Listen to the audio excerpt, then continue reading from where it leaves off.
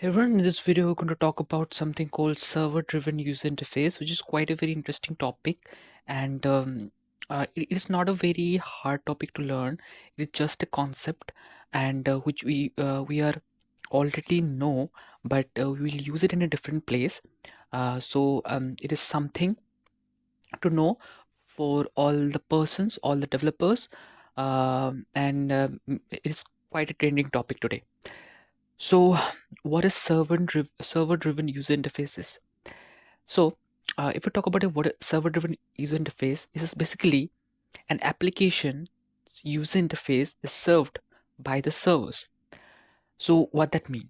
That means when an application, suppose there is an application, when this application basically when a user opens up an application, then a request is sent to the servers, and the server in turn give a response back to the application in some sort of JSON format. And that application and the JSON data will be converted into the application's like specific code. Basically, if that application is written in React Native, then the JSON data will be converted into React Native code. If it is written in Flutter, then the JSON data will be converted into that particular Flutter code, like that. So it depends on the converter, what type of converter we're using. So that's what is server-driven user interface. So now why you need this, right? Here the question arises, why we need this? We need this because you may use like Amazon or Flipkart in your mobile phones, and you may see that the its user interfaces are always keeps changing depending on the sales and stuffs like that. Okay, so how that actually happens? Those things are happen by using the server-driven user interface. In general, when you talk about a mobile interface, suppose we have a mobile interface over here, so that whole mobile interface is hard coded, like whole application hard coded. Okay, I'm talking about in general case, right? But when you talk about a server-driven user interface, uh, the some parts of the mobile application is not hard coded. It is driven by the servers, so that we can update it frequently without need of updating in the App Store or Play Store. Okay, so that's the advantage. Now, here comes one question: can we build an app, build a whole app using server-driven user interface? The question is yes, but then the follow-up question is, can we is it a good idea to build the whole app using the server driven approach? The answer is no, because the server driven user interface approach has some drawbacks, and those are like it is not it's not performance efficient. That means if you build an app using server driven user interface approach, then maybe you will encounter some kind of a performance issue in the app. Okay, and the second thing, if you dependent on the server for your user interface, then you always need an internet connection to see your app, right? So which is not very efficient. Like if I have to give an example, if you open up WhatsApp, you don't need actually an internet connection to see your messages or whatever UI of a WhatsApp, right? Because it is hard coded on the client end. Okay, that's one drawback of a server driven user interface. And another thing is, here single point of failure comes in. That means if our servers stop responding, then our application also not work. That means here the risk of single point of failure is there, right? That means if our server crashes, that whole application crashes, right? That's what a server driven user interface is, right? So maybe you get an idea what a server driven user interface is for now. But if you didn't understand what a server driven user interface is, I recommend you to read my blog, where I thoroughly explain what a server driven user interface is, using various diagrams and explanations. I given everything over there. So read out that blog, I will give the link of that blog in my description, so you can check out that. So now what is the important part of this video is I will give you in give you an build up of an app through the server driven approach. I will build an app, not an app.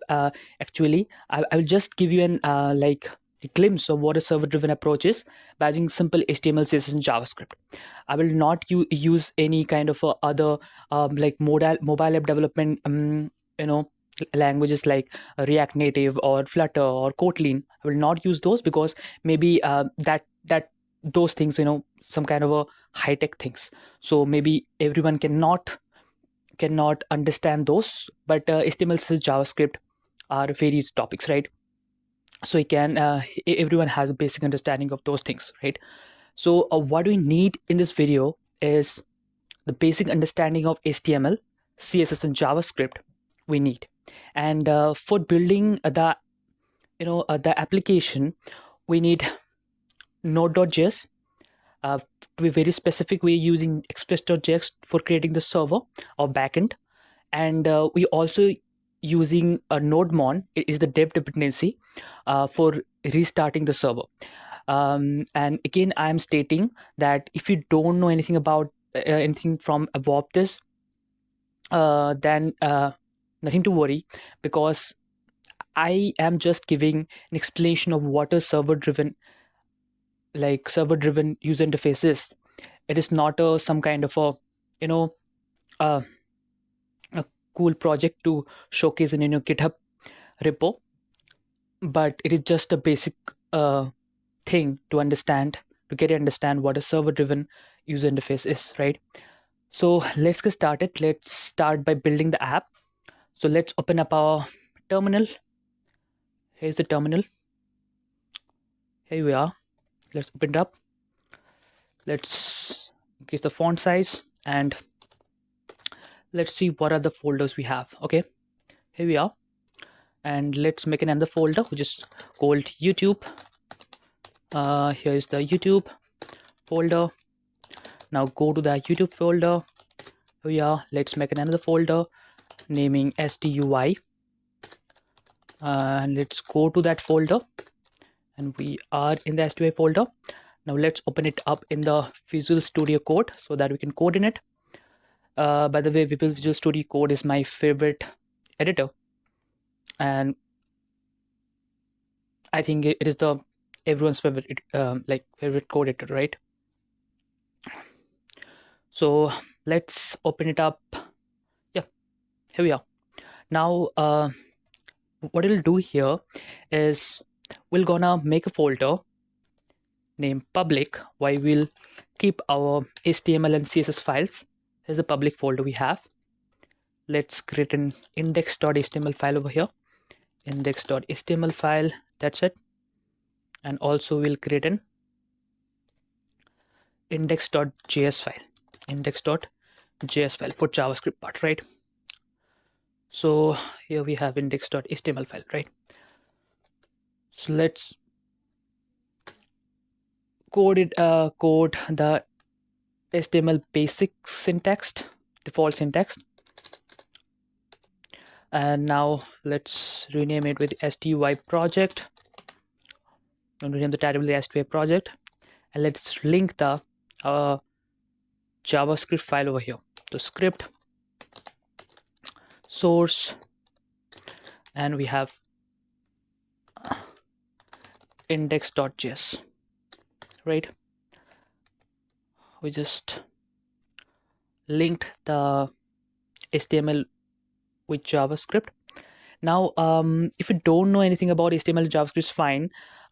This video is not about learning HTML, CSS, and JavaScript, so I cannot explain the hooks and crooks of HTML and JavaScript, but yeah, I will definitely make another video explaining how HTMLs and JavaScript and stuff works. Okay, another day. Now let's make another JS file outside of the public directory named server.js. server.js, which will be our backend for this project, where we'll make our servers. Now, the basic structure of our application is created. Now let's go to a terminal and let's install the packages that we'll need it.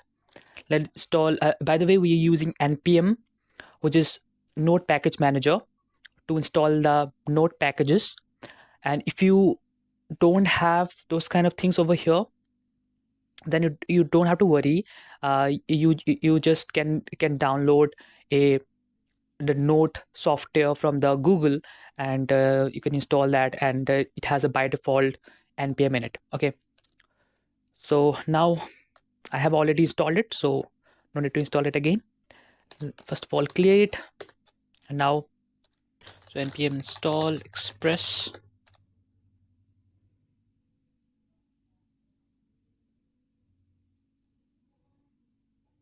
Yep. So the npm express install express. So now it downloaded the package. So we're gonna go over here. So the package is downloaded. Now let's also download the npm install nodemon. And since it is a dev dependency, so we will do it like save dev nodemon. The nodemon is basically for restarting the server. Okay, that's fine. So you don't have to bother about that. npm install save nodemon, and it's download the nodemon. Yep, here it is. The nodemon is downloaded. Now I can go over to our editor, code editor, and we'll write up some server code. And I'm again saying, if you don't understand anything in this, in this code, nothing to worry about that. I will create a separate video regarding how to create a server and stuff like that with Express. So here I'm writing const express equal to require express. Okay. Now we are creating an app saying express. We can express. Okay. And I can say we can set a port. Maybe we can use the port 8080. That's fine. And we can say app. Now we can say app.get. We are giving a get request, and here's the request and response header. Request response objects. Okay, there's something that we're missing. What is the wrong over here? What is wrong over here?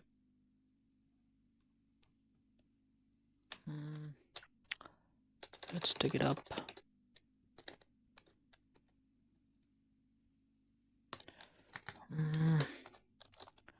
Response and request and response. Request and response. And being response.send. Suppose hi. Using new.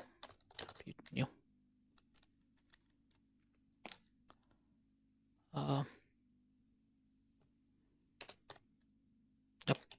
Now it is. I'd give the wrong slash. Okay, that's fine. Express. Yeah. Now I will listen to the port. Listen. Here we have the port, and we are printing something. We are giving the callback, and we're printing something using console.log, and we are saying server is listening to port 8080. Okay,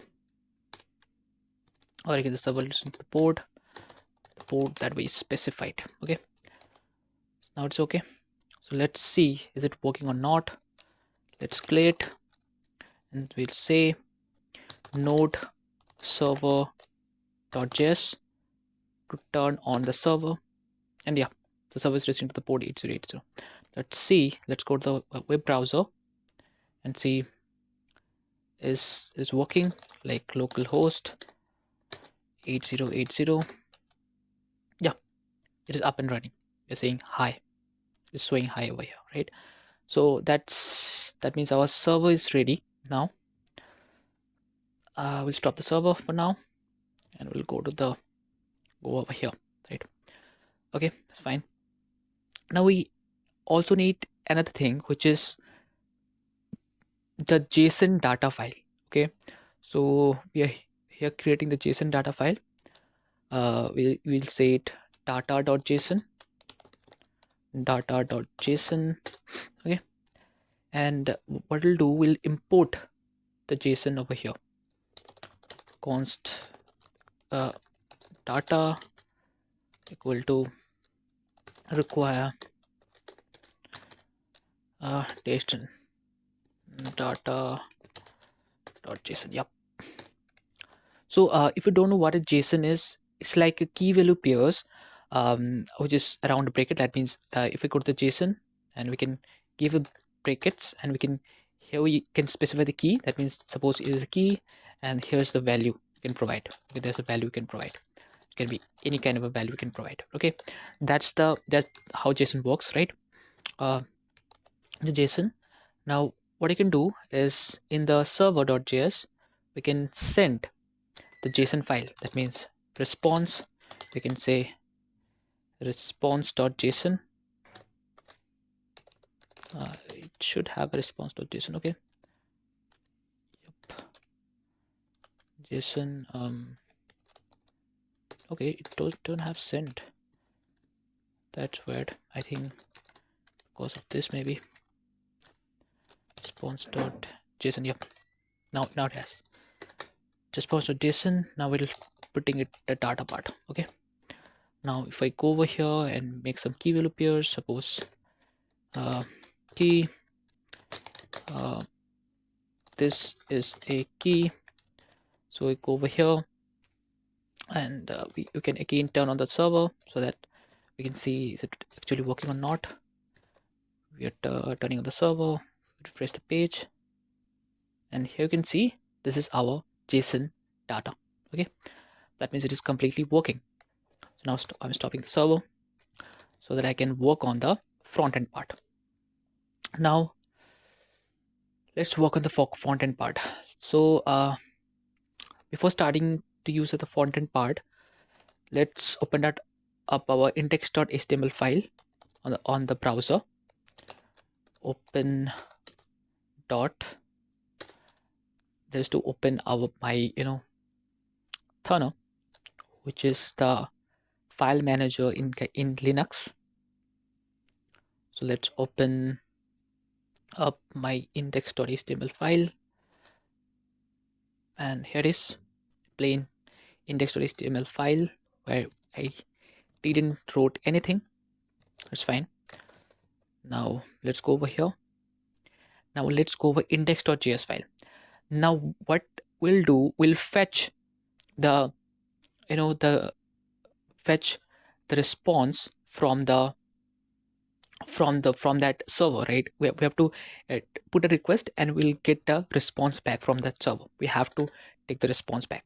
So from that, for that we are creating a function called fetch data, suppose, and here it is, and we are giving it like this, the ES6 syntax of creating a function. It is same as like creating a function using the function keyword, like fetch data, giving parenthesis, and giving curly braces. It is same as like that. Okay, nothing fancy over here. So now what it will create is we'll use fetch to fetch the information from the server. So we'll fetch, and from where we'll fetching, it is http localhost and 8080. From that URL we'll fetching it, right? So whatever value it is fetching, it's then go to the then part, and suppose it is giving the data back. We can just give data back, and here's the callback. So we can just console.log that thing, console.log the data. Okay, That's it. Let's call out the fetch data function and see what happens. And let's give it the catch part also for errors. Console.log error occurred.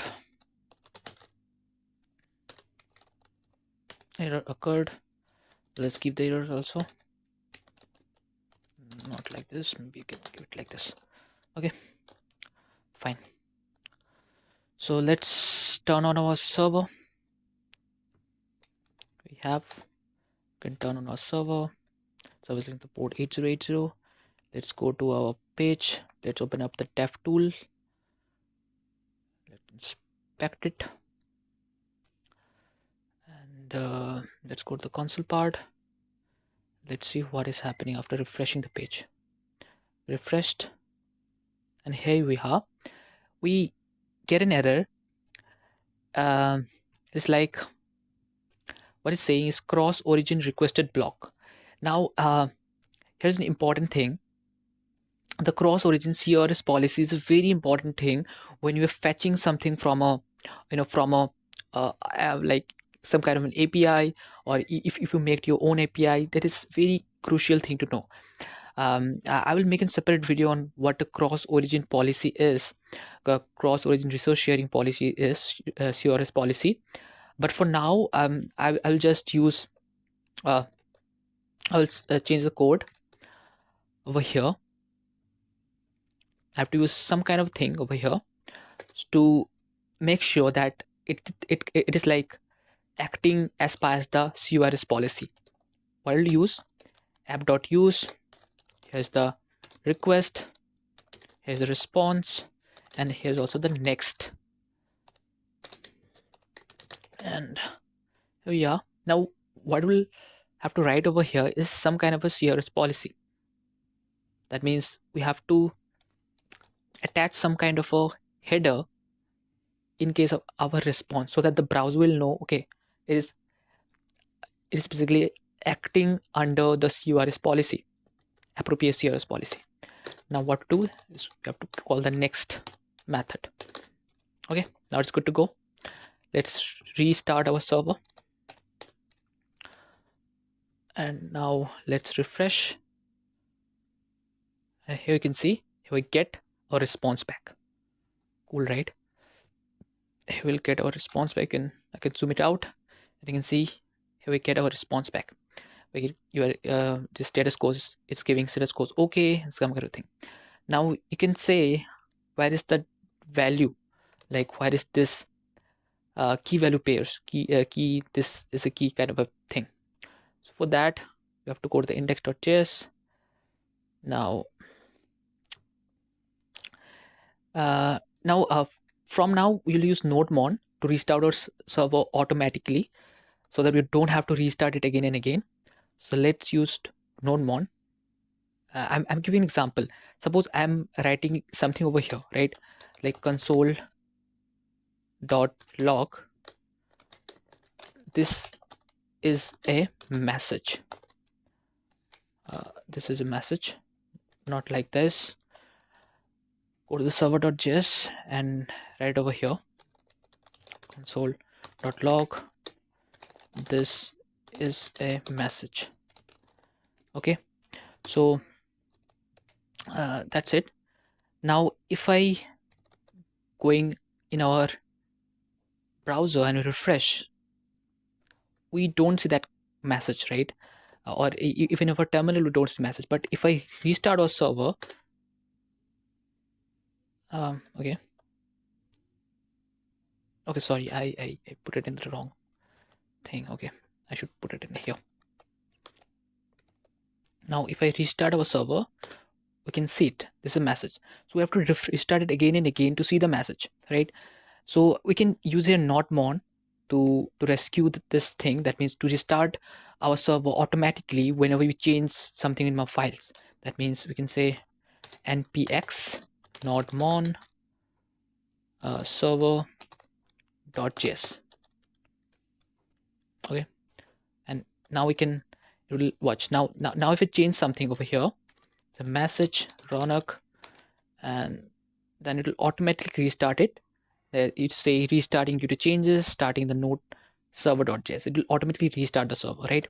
So that is interesting. Sorry, that is good thing to do. Now let's go to the index.js file and let's put it java.json thing. Now we can go to the server, we can reload it. We can see here we have the value, the key. This is a key kind of a thing, right? It's a good thing. That means we get the object back from the data.json file. So now how to deal with it?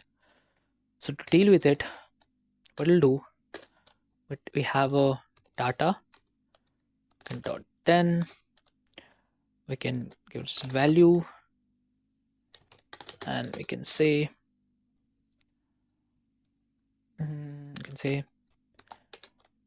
console.log value. Maybe it will can work, it cannot work, I don't know. Oh sorry, it is 0 quart.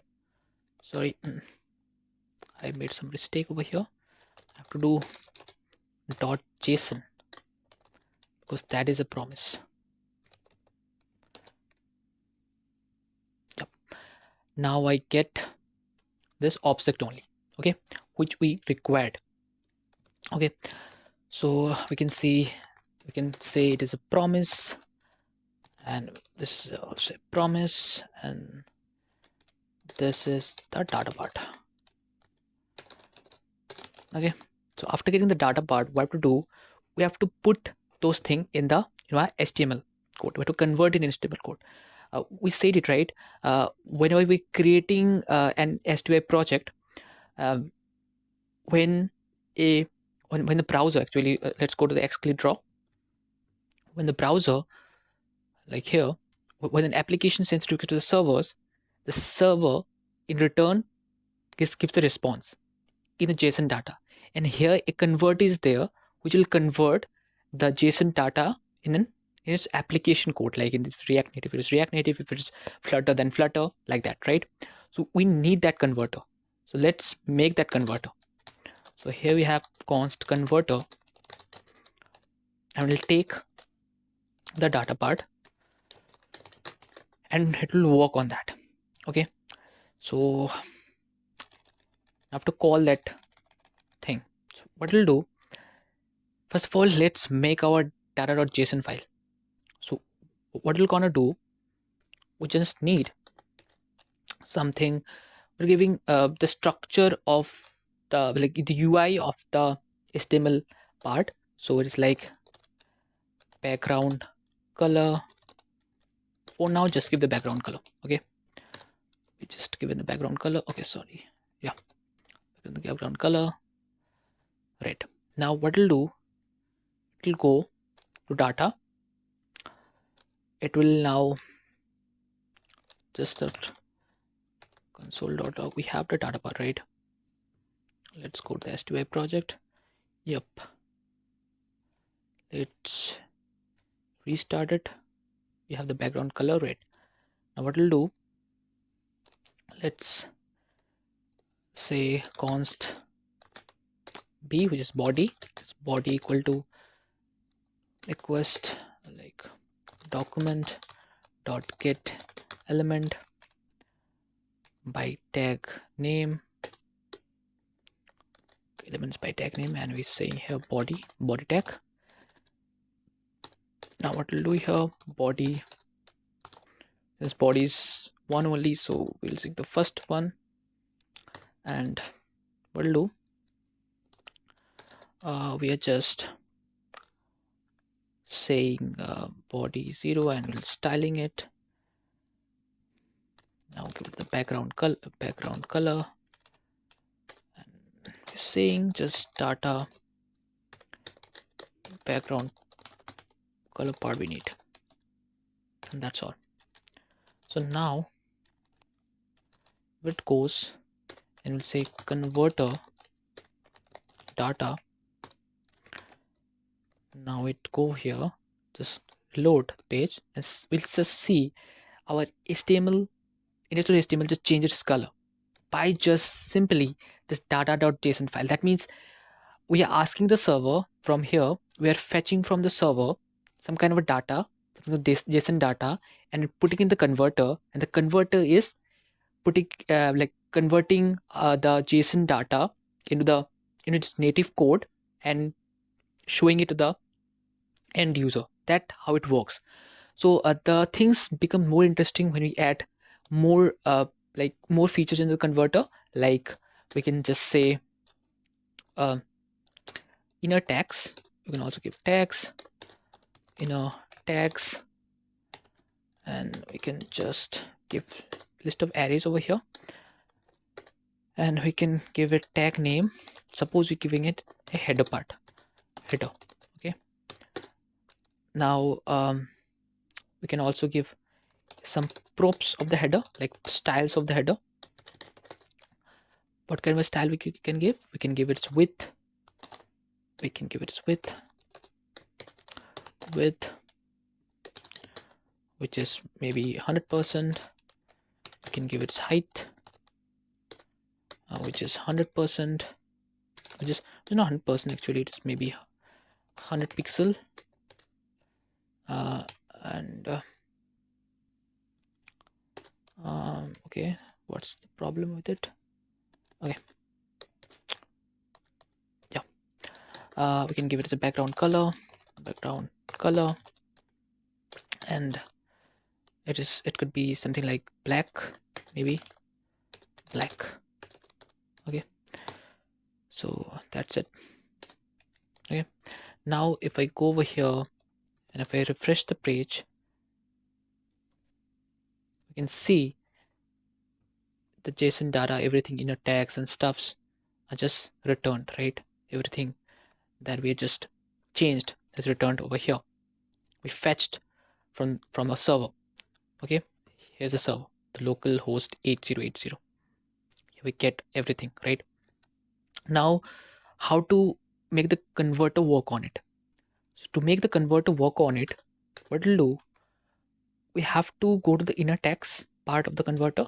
We'll just say we'll use a for loop so that we can see how many inner tags are there. We'll say let I equal to 0, I is less than, you can say data inner tags dot length, and you can say I plus plus. Okay, and here we are. Now we can access every inner tags we have. Now what we'll do, we'll use some kind of a code part over here, some kind of a style part, style that tag, or you can say we can name it as tag, and we can name it as style. Okay, that's it. So or we can call this a tag, and for the tag name, what you can do, we can just say data inner tags, and you can go over to the tag, and or we can say just we took the tag. Okay, took the tag, we can just print it out, console.log tag name. Okay, inner tags, and we can just get that tag only. Let's see what is that tag is. There's SDUI project. Let's fresh it, and we get header, like header tag, right?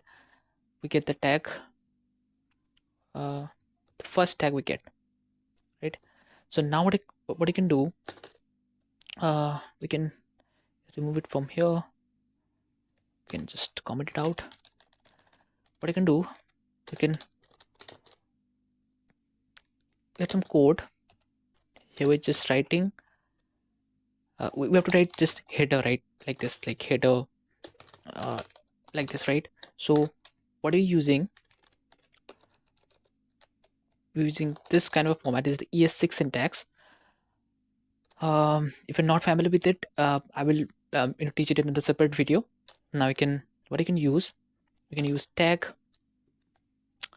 we can use tag, and we can just give it the tag syntax, right? And here also you can do the same tag and accessing the tag part, and that simple it is. So after doing that, we can just include it in the body part. So body 0 plus dot inner HTML plus equal to code, and that's it.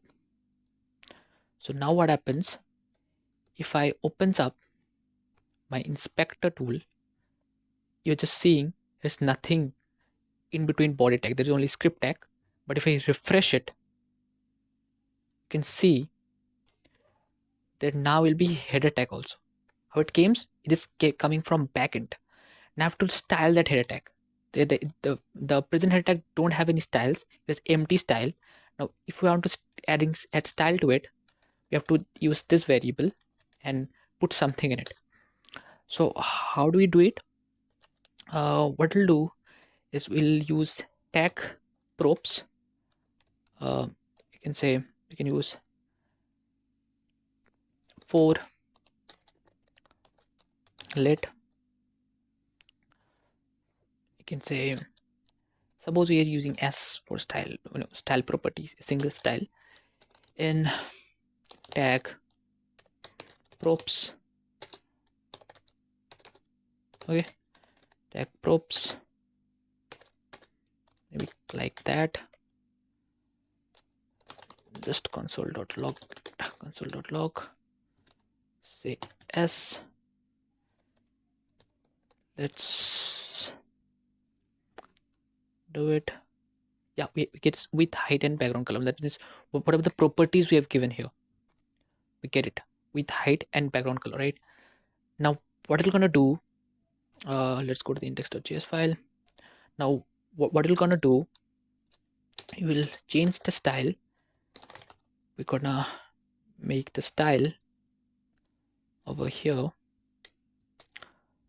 so it's plus equal to, we'll put the, first of all, the name of the thing. Suppose if we're creating something, let's go to the index.html. If we're creating something over here, suppose div, how do we use the style? Now we are using in the inline style. How will you use the style? It give you width 100 pixel, that will give a semicolon, right? So here also we're giving the same thing. So what we're gonna do, we're gonna go over here, give it style plus equal to, give backticks. Now we'll give the S part, give this colon, and we'll give its value. How to give its value? We can take out the tag, we can select props, and now we can just access is by the S, so that we can get it, and at the last we can give it semicolon here. Okay, in the both the cases, in between the backticks and also after the backticks, you can give one, we can skip that also. So now if we're going to do console.log style, so what will gonna happen, just first remove it, this for just explanation purpose, just remove it, let's save it. And what will gonna happen, just if I refresh it, it'll give it like this, width and person, height and the person, background color black, like that. Okay, so now what we're gonna do is, let's go over here, let's give it a style, and let's put the style over here. Let's put the style over here. Now if I save it, now we'll see a magic. Here we are, header. That's the cool part about it. You can just what we're doing now, we have completed our you can say converter. it's not a fully fledged converter where you can use in the production, but just to give you an explanation how server driven user interface works, I'll just make this simple converter which will just convert the JSON data into the raw stable codes, and showing the the front end on the go, right? So we can say that's the case. So now the cool part about is to show you that this whole thing is served by the server. Now if I stop the server, then the UI part will be gone. Now reload it, the whole thing is gone. Now if I again start the server and reload the page, that is coming in. That means you can see the whole UI part of it, the whole code of it is coming from the server only. It's served by the server. That's why it's called server-driven user interface, right? Now maybe you can get an idea of it, now how it is working and stuff like that. Now if I have to give an the tag, suppose we are giving and the tag over here, tag, suppose I'm giving something different tag, suppose tag, and I'm giving it like this, div. I've been giving some kind of props over here. Suppose its height, its width is 300 pixel, its height is 300 pixel. Let's give it in a code, 300 pixel. Its background color is red or something like that. Not red, let's make it a blue, and let's give it a margin top, and let's make it a margin top 50 pixel. Let's give a border radius, let's make it a 30 pixel border radius. Now if I gonna do it, and let's make the background color white. Okay, if I make it like this, we save it, go to our front like browser, and we refresh it. Here we getting and div also. We didn't write any single HTML code over here. We just wrote a JSON file and a server code and a converter code, and what is happening you can see in the screen, right? It's just converting the JSON data into the front end, right? That's what is, guys, server driven user interface. And if you want to read more about it, you can go to my blog, where I explain everything about server driven user interface. I will give the link in the description of the blog, and I will also attach this video into the blog, so that everyone which will come to the blog, they will know about this video, and who came to this part, which is very exciting, we get a demo of it, they will also understand what a server driven user interface is. So that's how it works, right? So we can also center it like this. We can say margin left auto and margin right auto, and that's it, and it is centered, right? Now if you want like more enhance the converter, then you can do it. But okay, let's make the converter so that it will also accept the image tag, because image tag also has a URL kind of a thing, right? So how to tackle that? So what we're gonna do, if statement, and what we're gonna do, we'll say if tag and tag is equal to image, then do this, otherwise do this part. Okay, that means if the tag part in the JSON is an image, we'll do this part, this part. Now to change, we have to give it a source. Image part doesn't happen closing tag, it will self closing tag. So we'll give a black slash over here, and we have to give a source. All right, to give a source over here. So source is a tag and source, right? That's it. That's what we changed over here. Nothing fancy. Okay. So if I go now, first of all, just refresh it. Yeah, everything's working fine. Now go and let's take over here. Let's make another section. This tag is image tag. Now let's give a source kind of thing, and we'll get the source from the Google. For now, give it blank. Let's give it some properties. Let's give it a width of 100%. Not maybe 100%, maybe 300 pixel.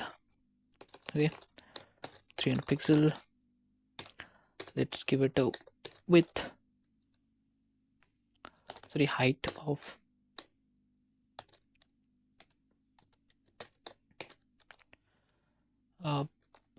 200 pixel, or we can say just 100%, and that is 200 pixel. You can say offset. We'll give it the offset fix later on. Okay, for now it is okay. Okay, and we can also do margin left, margin right, auto. Margin left, auto.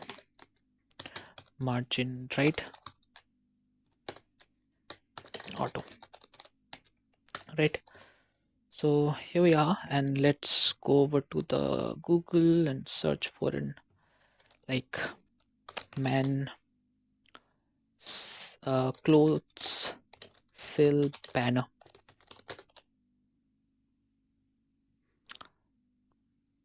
Let's go over to the images section. Let's copy some kind of a short kind of a banner, maybe this. Let's pick up some cool kind of a banner, maybe this, or let's select a simple one. Yeah, let's take it. It's okay. Let's copy image link. Let's go over here. Let's paste it in the source file. And if I go and if I refresh it, you can see, yeah, you can see it came in. To make it is looking a little bit stretched. To make it perfect, give it offset fit property. It is contain. Let's make it contain. Okay, I think it'll now okay. Yeah, just see, now it is showing the image. Now what happens in the Amazon and Flipkart, since the things are not hard coded at the client end, in case of the Amazon or Flipkart apps, all the UIs are not hard coded. Some parts are server driven.